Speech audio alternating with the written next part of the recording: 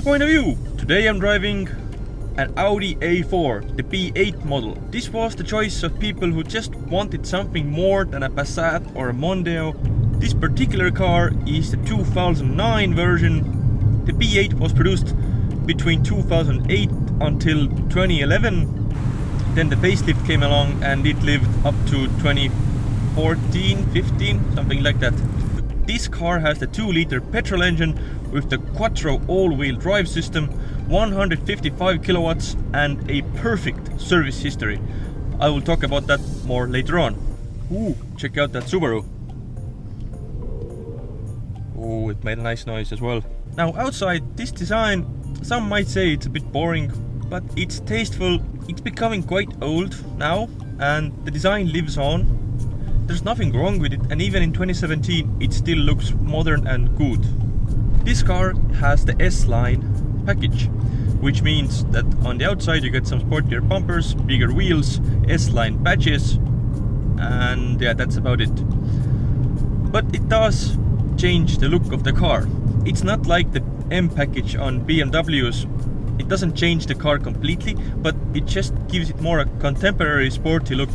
Right now this car is riding on 17-inch non-S-Line wheels because, as you can tell, it is winter time in Estonia and yeah, we need winter tires. Anyway, if you're the type of person who doesn't live and breathe cars like me and maybe some other petrol heads, you might even not notice the S-Line differences on the outside. Although on the inside it's a different story. You see, the S-Line interior package comes with an S-Line steering wheel, which is perforated on the sides. It's much better and yeah, it just gives it such a more sporty feeling. Black headlining, sporty seats with Alcantara and leather. I love the materials on the inside. There is sort of perforated Alcantara on the middle section of the seat, and on the outside it has leather. There are some questionable plastics in the middle section, especially yeah, right here.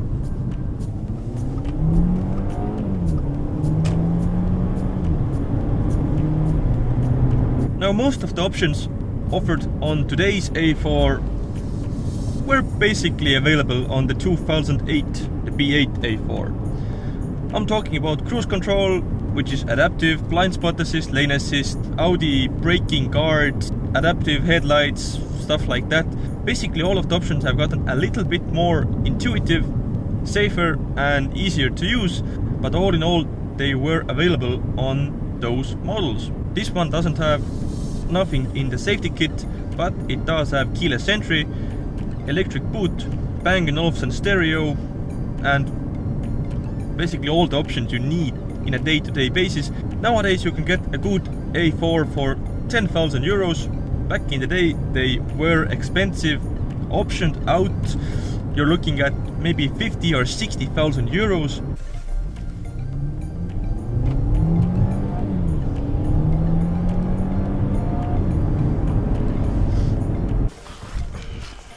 Now, sitting at the back,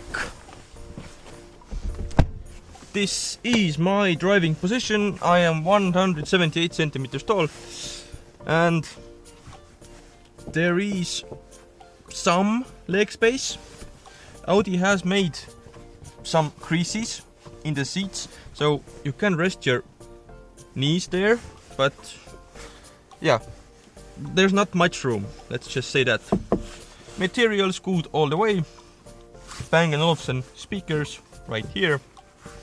As I mentioned, I really like the Alcantara material. You have your,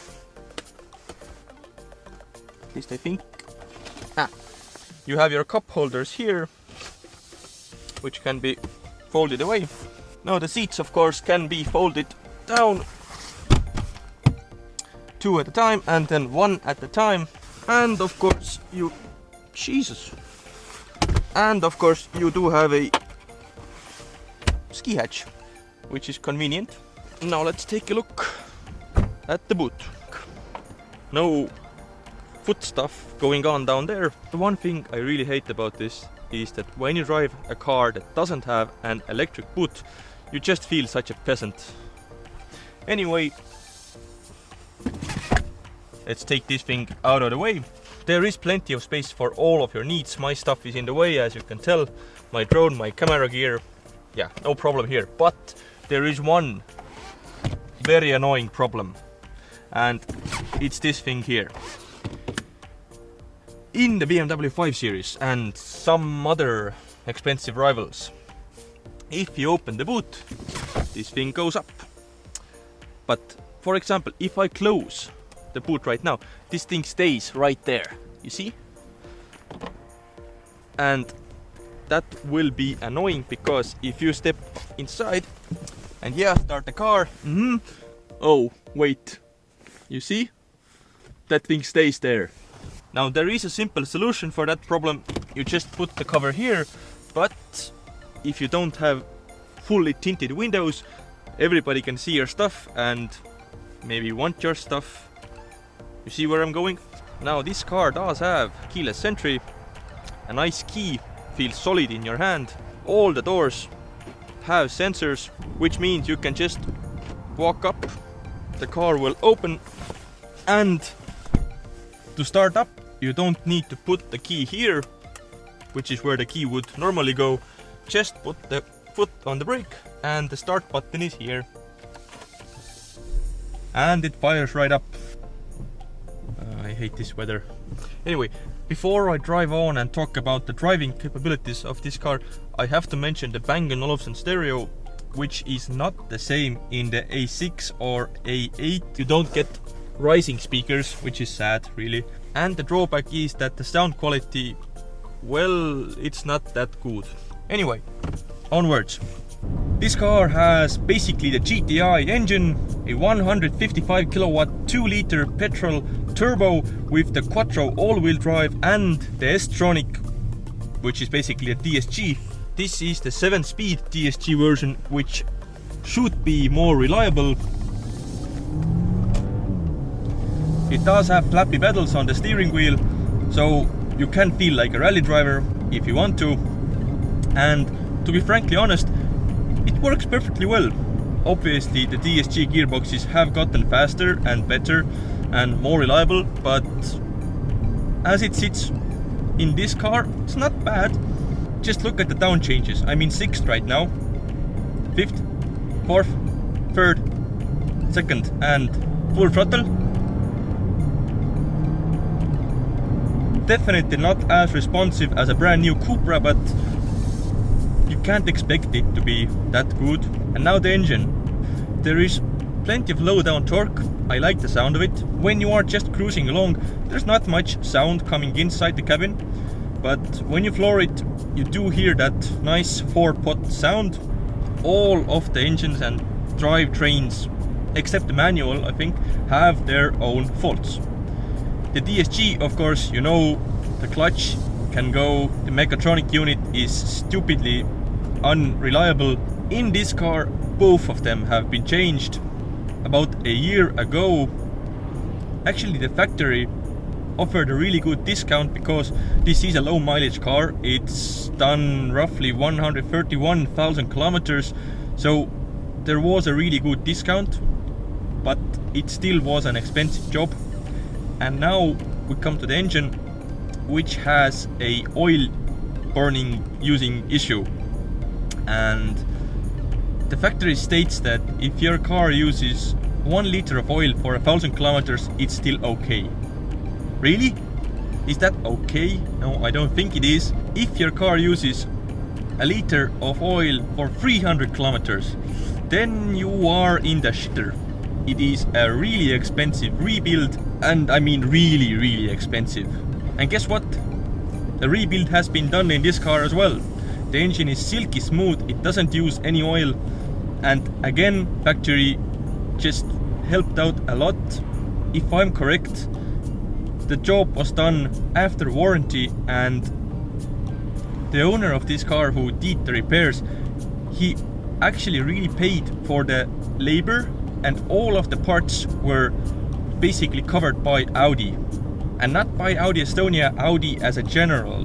But now, at idle, this engine is silky smooth, you don't notice it, and yeah, there's really nothing to complain about. Have I mentioned that I hate this type of weather? I think I have. We had snow for like 2 days and then it was just like bleh. Anyway, I think it's time for the conclusion. If you're looking for this type of car, you have probably looked at a BMW 3 Series, a Merc C-Class and maybe some other rivals.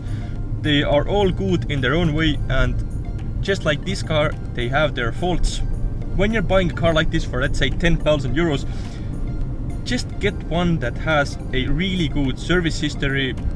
If the seller says, yeah, I've lost it, I don't have it, I just had my friend do it, don't trust them. Just please don't. Buy a car that has a really good service history and you will be fine. Most probably you will have to do some work on the car anyway, but that's just a given because it's a used car. The turbo petrol engines are good, but they have faults, and I really consider the 3-liter diesel, which can be much more reliable and more fuel efficient, and it has more torque. But I just like the smoothness, I like the sound of petrol engines, and I don't mind paying the extra on the fuel bills.